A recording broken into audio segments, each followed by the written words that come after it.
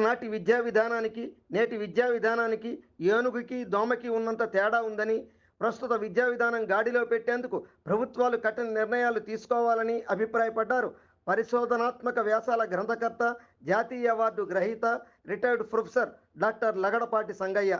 ఇటీవల భద్రాచలంలో జరిగిన గోవిందస్వామి మఠం శత జయంతి ఉత్సవాల్లో పాల్గొనడానికి వచ్చిన డాక్టర్ సంగయ్య V24 వెల్రీ న్యూస్తో కొద్దిసేపు మాట్లాడారు. నేటి సమాజంలో గురువుల మీద భక్తిభావం తగ్గడానికి గురువులు, విద్యార్థుల తల్లిదండ్రులతో పాటు ప్రభుత్వ విద్యా విధానము కారణమేనన్నారు. అలాగే జాతి రత్నాలను అందించే అధ్యాపకులు పవిత్ర గంగాజలంలాగా ఉండాలే తప్ప కలుషిత గంగాజలం కాకూడదన్నారు ఆయన. ప్రస్తుత పరిస్థితుల్లో టెక్నాలజీతో పాటే పరిగెత్తక తప్పదని, అయితే నేటి యువత కాలక్షేపానికే వినియోగిస్తూ పెడదోవ పట్టడం దురదృష్టకరమని ఇంటర్నెట్, సోషల్ మీడియా వాడకాన్ని ఉద్దేశించి రిటైర్డ్ ప్రొఫెసర్ అన్నారు. కాగా ఉద్దండ పండిత శిష్యతికంలో ఎదిగి నేటికి తాను నిత్య విద్యార్థిని అంటున్న సంస్కృతాంధ్ర భాషా పిపాసి డాక్టర్ లగడపాటి సంగయ్య మనోభావాలను మీరు వినండి. సార్ నమస్కారం. సార్ నమస్కారం అండి. మీరు కాకతీయ శాసనాల మీద రీసెర్చ్ చేస్తున్నారని తెలిసింది.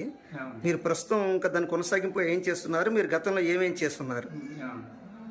వరంగల్ జిల్లా పరిధిలోని కాకతీయుల శాసనాలలో ఛందో వైవిధ్యము అనే అంశం మీద 5 సంవత్సరములు పరిశోధన చేసి ఆ గ్రంథమును రాయగా దాన్ని తెలంగాణ ప్రభుత్వం వారు ఇటీవల కాలంలో అద్భుతంగా చాలా అందంగా ముద్రించినందుకు తెలంగాణ ప్రభుత్వం వారికి కృతజ్ఞతలు తెలియజేస్తున్నాను.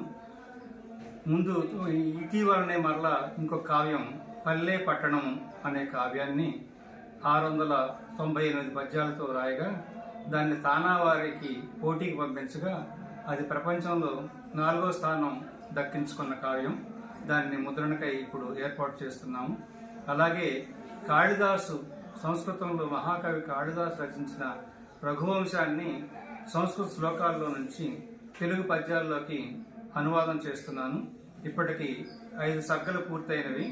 6వ సర్గ పూర్తయినట్లు. మొత్తం 19 సర్గల కావ్యం మనకు దొరుకుతున్నది 6 సర్గలే కాబట్టి 6 సర్గల్లో 6వ సర్గ ఇప్పుడు అనువాదం చేయడం జరుగుతుంది. కొద్ది కాలంలో దాన్ని కూడా ముద్రించడం జరుగుతుంది. అంతేకాకుండా నేను PhD ఆరుద్ర జీవితము, రచనలు, సమగ్ర పరిశీలన అనే అంశం మీద పరిశోధన సాగించి డాక్టరేట్ పట్టాను పొంది ఉన్నాను. ఉస్మానియా విశ్వవిద్యాలయం నుంచి నాకు డాక్టరేట్ వచ్చింది. అక్కడ మాకు సి నారాయణ రెడ్డి గారు, జీవి సుబ్రహ్మణ్యం గారు, బిరుదురాజు రామరాజు గారు, వారు గురువు, నాయన కృష్ణకుమార్ గారు వారు గురువులుగా ఉండేవారు. అది ఎన్ గోపి గారి ఒత్తిడి మేరకు, ప్రోద్బలం మేరకు, ప్రోత్సాహం మేరకు దాన్ని పుస్తకంగా ముద్రించాము. ఆరుద్ర జీవితం, రచనలు, సమగ్ర పరిశీలన అని. అలాగే తర్వాత UGC మేజర్ రీసెర్చ్ ప్రాజెక్ట్ కింద తెలుగు కావ్యాల్లో ఛందస్సు, ప్రయోగము అనే అంశాన్ని తీసుకొని 700 పేజీల బృహత్ గ్రంథాన్ని కూడా రచించి ఉన్నాను. ఇంకొక గ్రంథం తెలుగు కావ్యాలలో వివాహ ఘట్టాలు, వివరణాత్మక పరిశీలన అనే అంశం మీద కూడా UGC మేజర్ రీసెర్చ్ ప్రాజెక్ట్ చేసి ఉన్నాను. అది ముద్రణకు తయారవుతూ ఉన్నది, అముద్రిత గ్రంథం ప్రస్తుతానికి. అలాగే 25 సంవత్సరాల కాలంలో 1973 నుంచి 1998 వరకు గల తెలుగు దినపత్రికలలో సాహిత్య రచయితలు, విమర్శకులు సాహిత్యం గురించి ఏ వ్యాసాలు ఎవరి గురించి ఏ తేదీన రాశారో ఆ పత్రికల్లో ఆ వ్యాసాలన్నింటినీ విషయ సూచిక తయారు చేశాను. నా వ్యాసంగం అంతా కూడా రచనా వ్యాసంగం, పుస్తకాలు చదవటం. అలాగే ఇటీవల కాలంలో కాపావారి వంశం గురించి, అలాగే కిలారు వారి వంశం గురించి, ఈ కాపా భానుప్రసాద్ గారు, రవీంద్ర గారు, ప్రసాద్ గారు వాళ్ళందరూ చేపట్టిన అంశాన్ని నాకు ఇస్తే నేను పరిశోధించడాన్ని సక్రమంగా ఎడిట్ చేసి, సంపాదకత్వం ఎడిట్ చేసి ఒక పుస్తక రూపంలోకి తీసుకురావడం జరిగింది. ఈ గోవిందరాజు స్వామి మఠం గురించి కూడా వారి అమ్మగారు 92 ఏళ్ల వయసులో ఉండి పుస్తకం రాసి నాకు పంపించి దానిలో తప్పులుంటే సవరించండి, సరిచేయండి అంటే సరిచేసి దానికి ముందు మాట రాయమంటే ముందు మాట రాసే అదృష్టం నాకు కలిగింది. ఇంతటి గొప్ప చిరస్థాయిగా ఉండేటటువంటి ఈ మండపానికి, ఇక్కడ మఠానికి ఆ పుస్తకాన్ని తీసుకొచ్చేందుకు వాళ్ళు ప్రయత్నం చేయటం, దానిలో నా వాక్యాలు కూడా ఉండటం నేను అదృష్టంగా భావిస్తున్నాను. కాపా రవీంద్ర గారికి, కాపా ప్రసాద్ గారికి, కాపా భావన్ గారికి, వారి కుటుంబానికి మొత్తానికి కృతజ్ఞతలు తెలియజేస్తున్నాను. సార్, మీరు చేసిన రచనలు కానీ వ్యాసాలు కానీ ఏమైనా కలం పేరుతో చేస్తున్నారా, మీ సొంత పేరుతో నామధేయంతో చేశారా? నా సొంత పేరుతోనే చేశానండి. లగడపాటి సంగయ్య అనే పేరుతో చేశాను. నేను జొన్నగడ్డ గ్రామం, అది నందిగామ మండలం, ఉస్మానియా వరంగల్ ఓరియంటల్ కళాశాలలో డిగ్రీ చదువుకున్నాను. సంస్కృతం తెలుగులో. ఉస్మానియాలో ఎంఏ చదివాను. గోల్డ్ మెడలిస్ట్ అండి. అప్పుడు నా బ్యాచ్లో నేను 1979 నుంచి 81 సంవత్సరాలు చదువుకున్నప్పుడు ఎంఏలో గోల్డ్ మెడలిస్ట్ని కూడా. గురజాడ అప్పారావు గారి స్వర్ణ పథక గ్రహీతను నేను. తర్వాత ఎంఫిల్ ఆధునిక ఆంధ్ర కవిత్వంలో వ్యక్తీకరణ వైచిత్రి అనే అంశం మీద నారాయణ రెడ్డి గారి సలహా మేరకు ఎంఫిల్ చేశాను. తర్వాత మా గురువు గారు ఎస్వి రామారావు గారి సూచన మేరకు ఆరుద్ర జీవితం రచనల మీద పరిశోధన చేశాను. ఆరుద్ర గారు, నారాయణ రెడ్డి గారు వాళ్లకు నాకు స్ఫూర్తి ప్రదాతలు. మా గురువులు శ్రీభాష్యం విజయసారథి గారు, నల్లాన్ చక్రవర్తులు రఘునాథాచార్య గారు మహా ఉద్దండ పండితులు. వారి శిష్యరికంలో మేము ఎదగటం అనేది మాకు అదృష్టంగా భావిస్తున్నానండి. అది చెప్పుకోదగిన విషయం. సార్, మీ విద్యాభ్యాసం ఎక్కడ కొనసాగింది? ప్రాథమిక విద్యాభ్యాసం, ఉన్నత విద్యాభ్యాసం Jonnalagadda high school, primary school, high స్కూల్లో జరిగిందండి.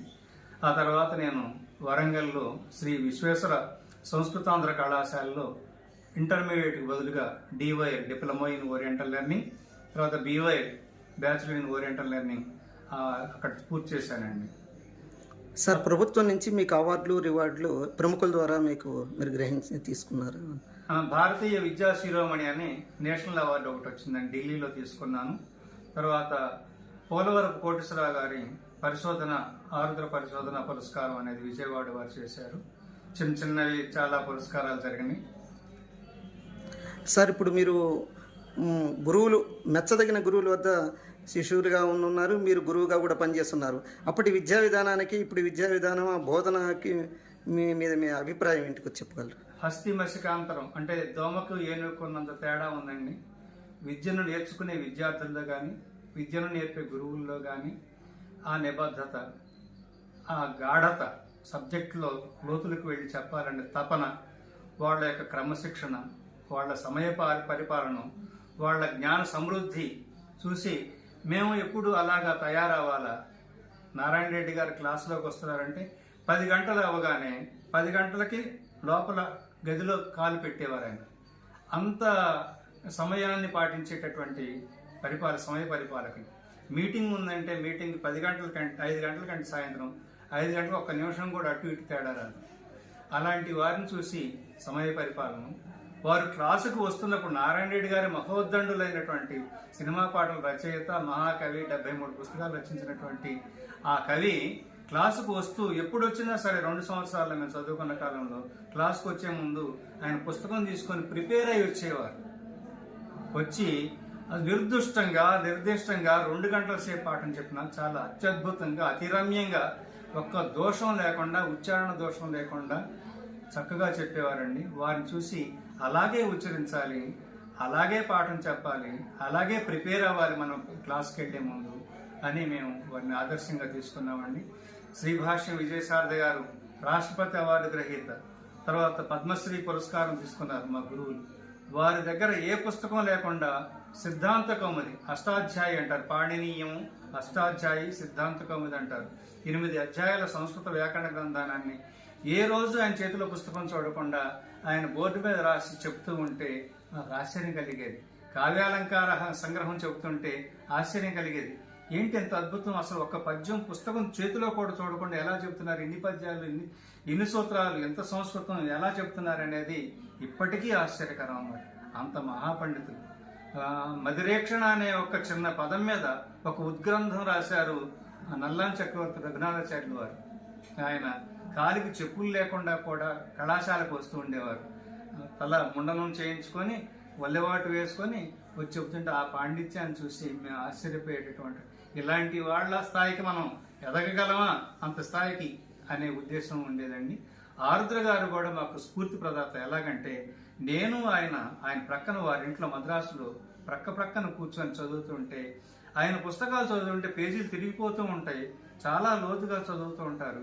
అసలు ఎంత బాగా చదువుతున్నారు, మనం ఏం నేర్చుకున్నాం, ఏం చదువుకున్నాం, ఎంఏ అయిపోయినా ఎంఫిల్ అయిపోయినా అని ఆయనలాగానే మనం చదవాలి ఎప్పటికైనాని జీవితం అంతా నిరంతర పఠనానికే ఉపయోగించి ఇప్పటికీ రిటైర్ అయిన తర్వాత కూడా అలాగే పఠనాన్ని కొనసాగిస్తున్నానండి. పుస్తకాలన్నీ చదవటం, తెలుగు, సంస్కృతం, ఇంగ్లీషు, హిస్టరీ, ఫిలాసఫీ, తెలుగు సాహిత్యం, సంస్కృత సాహిత్యం, వీటన్నిటిని చదువుకుంటూ నాకు తెలిసిన జ్ఞానాన్ని నలుగురికి పంచాలి, ఉపయోగపడిన వాడికి ఉపయోగపడుతుంది అనే ఉద్దేశంతో పుస్తకాల ముద్రణ చేపట్టి ఒక్కొక్క పుస్తకం వేసుకుంటూ వస్తున్నానండి. సార్, ఒకప్పుడు గురువు వ్యవస్థ, ఉపాధ్యాయ వ్యవస్థ మీద గౌరవభావం అనేటువంటిది ఉండేది సార్ సమాజంలో.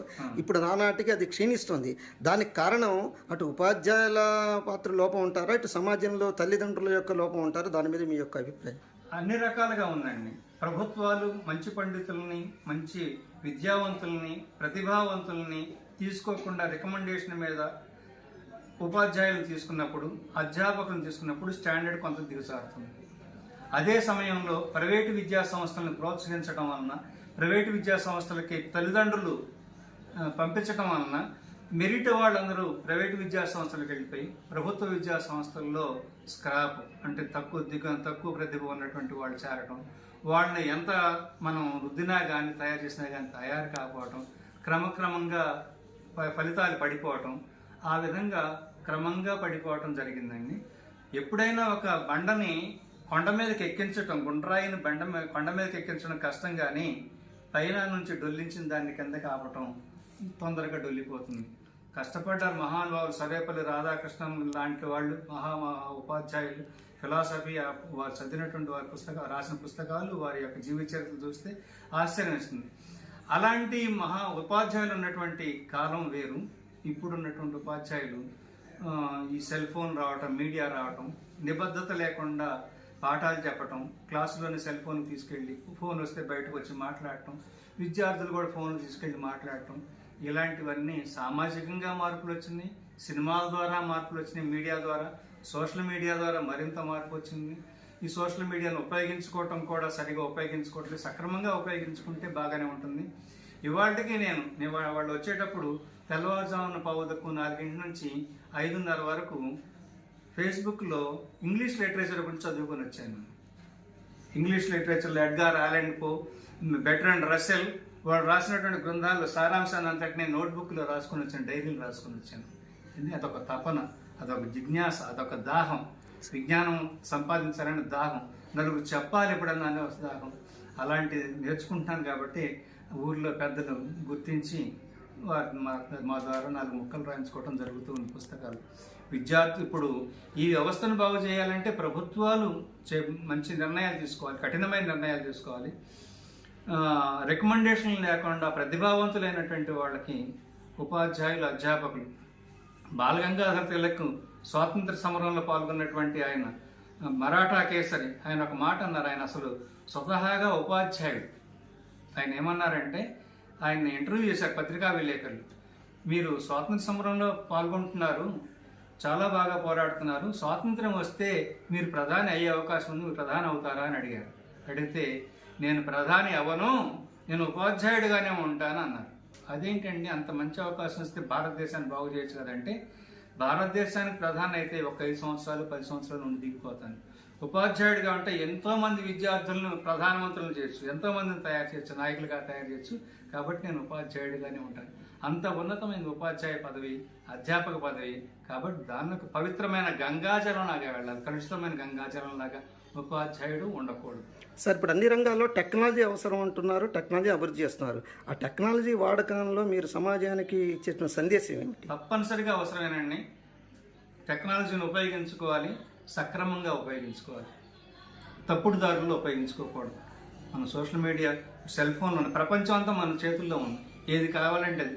నాకు ఇంగ్లీష్ పదాలు తెలియవు, అర్థాలు తెలియవు, గూగుల్లో వెంటనే కొడితే మీనింగ్ వచ్చేస్తుంది.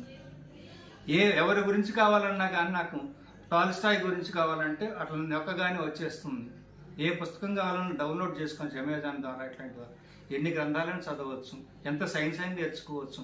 ఆన్లైన్ కోచింగ్లు ఉన్నాయి, మంచి మంచి ప్రతిభావంతులు టెక్నాలజీ ద్వారా ఉపయోగించి అమెరికాలో సైంటిస్టులు కూడా చెబుతున్నారు, మన పండితులు కూడా చెబుతున్నారు, సంస్కృతి చెబుతున్నారు, తెలుగు చెబుతున్నారు ఆన్లైన్లోనే. వాటన్నిటిని ఉపయోగించుకోవటంలో ఉంటుంది. ఈనాటి యువతరం కొంత పెడదారిని పెట్టింది. ఎక్కువ భాగం పెడదారిని. వాళ్ళ కాలక్షేపం కోసం ఫోన్లు ఉపయోగించుకోవటం, వాళ్ళు సినిమాలు చూడటం కోసం ఉపయోగించుకోవటం, వాళ్ళు రీల్స్ చేసి పెట్టడం కోసం ఉపయోగించుకోవటం, తప్పుడు మార్గాల్లో ఉపయోగించుకుంటారు. సక్రమమైన మార్గాల్లో ఉపయోగించుకోవాల్సిన తప్పనిసరి ఒక సైన్స్తో పాటు వెళ్లాల్సిందే. వెళ్ళకపోతే వెనకబడిపోతే ఏమవుతుందంటేనండి, ఒక నీటి ప్రవాహం కట్టగట్టి అక్కడ ఆఫ్ చేస్తే మడుగై మురికి బట్టి పాచిబట్టి కొన్నాళ్ళకి నీరే లేకుండా పోతుంది, బురదగుంట ఏరిపోతుంది. సార్, ఒక దేశ అభివృద్ధి కానీ సమాజ అభివృద్ధి కానీ పూర్తిగా యువత మీదే ఆధారపడింది అని అంటారు కదా. ఆ యువత ఇంటర్నెట్ కానీ టెక్నాలజీని సవ్యంగా ఉపయోగించాలి. యువతరం మీదనే బాధ్యత ఉంది. ఒక ఆయన బెటరన్ రసెల్ అంటున్నాడు, నాకు నమ్మకం ఉంది ఈ భవిష్యత్తు, దేశ భవిష్యత్తు మీద. రేపే మారకపోవచ్చు, 1000 సంవత్సరాలైనా మారుతుంది, తప్పనిసరిగా మారుతుంది. కానీ కాన్ఫిడెన్స్ ఉండాలి, ఎఫర్ట్ ఉండాలి, మన ప్రతి మైండ్ పనిచేయాలి అని. ఫైనల్గా ఒక అధ్యాపకుడిగా మీరు ఉపాధ్యాయులకు ఇచ్చే సందేశం ఏంటి ఇప్పుడు ఈ ప్రస్తుత సమాజంలో పనిచేస్తున్న ఉపాధ్యాయులకు? చాలా ఆదర్శప్రాయంగా ఉండాలి. అధ్యాపకుడు అంటే ఆయన చూసి గురువు గారంటే ఎలా ఉండాలని పాఠం చెప్పడమే కాదు, విజ్ఞానం ఉండటమే కాదు, విజ్ఞానాన్ని పంచడమే కాదు, ఆచరించాలి. అన్నీ ఆచరించేవాడు నిజమైన అధ్యాపకుడు. మంచి సత్యవాక్య పరిపాలకుడై ఉండాలి, శుద్ధి కలిగి ఉండాలి, అంతరశుద్ధి బాహిర శుద్ధి కలిగి ఉండాలి, యమనియమాల్ని పాటించాలి, సహాయపడాలి, మన మానవతా విలువల్ని పెంపొందింపజేయాలి, దయ, ప్రేమ, విశ్వమానవ ప్రేమ ఇలాంటి వాటిని చేయాలి. అలా ఉండి మనం చదువుతుంటే మనం చూసి ఒక్కళ్ళైనా నారాయణ రెడ్డి గారు చూసి మేము మారినట్టుగానే మమ్మల్ని చూసి కూడా ఇంకా కొంతమంది మారుతారు, నలుగురిని చూసి ఇంకా నలుగురు మంది మారుతారు. అందుకని అధ్యాపకుడు పాఠాలు చెప్పడంలో ప్రతిభావంతుడైతే సరిపోదు, జీవితంలో కూడా ఆచరణలో కూడా పాటించటంలో పద్ధతులు, జీవితాన్ని ఆచరించడంలో కూడా నియమాలు విలువలతో కూడుకొని నడుచుకోవాలి. చేసేదేంటో చెప్పాలి, చెప్పేదేంటో చెయ్యాలి, ఆచరించి చెప్పాలి. మంచిని ఆచరించు, మంచి గురువులుగా. రమణ మహర్షి గారు దగ్గరికి ఒక తల్లి వెళ్ళిందట. వెళ్ళి, స్వామీజీ నమస్కారము, మా పిల్లవాడు బెల్లం తింటున్నాడండి, వాడు మానట్లేదు, రోజు బెల్లం చొల్లు కాల్చుకుంటుంటాడు, ఎందుకు రాయి అంటే వదిలిపెట్టాడు, గోల్ చేస్తుంటాడు, మీరు చెప్పాలి, మీరు చెప్తే వింటాడు, మా పిల్లవాడు వింటాడంటే ఆయన చెప్పలేదు. ఇంకొక రోజు వెళ్ళింది, రేపు రా అన్నారు. మళ్ళీ ఇంకొక రోజు వెళ్ళింది. అట్లా 10 రోజులు తిప్పారు. ఏంటి స్వామీజీ నన్ను ఎలా తిప్పుతున్నారంటే, నేను ఆచరించి కదమ్మా చెప్పాల్సింది, నాకు బెల్లం తినే అలవాటు ఉంది కాబట్టి ఆ బెల్లం తినటం మానేసిన తర్వాత నేను చెప్పాలి, అందుకని మానేయడానికి నాకే 10 రోజులు పట్టింది. అలా ఆదర్శప్రాయంగా ఆచరించి చూపించేవాడే ఆచార్యుడు అన్నారు. ధన్యవాదాలు సార్. నమస్కారం. E24 వెలది న్యూస్ ఛానల్ అందరూ చూడండి, ఆనందించండి, లైక్ చేయండి, షేర్ చేయండి, సబ్స్క్రైబ్ చేయడం మర్చిపోకండి.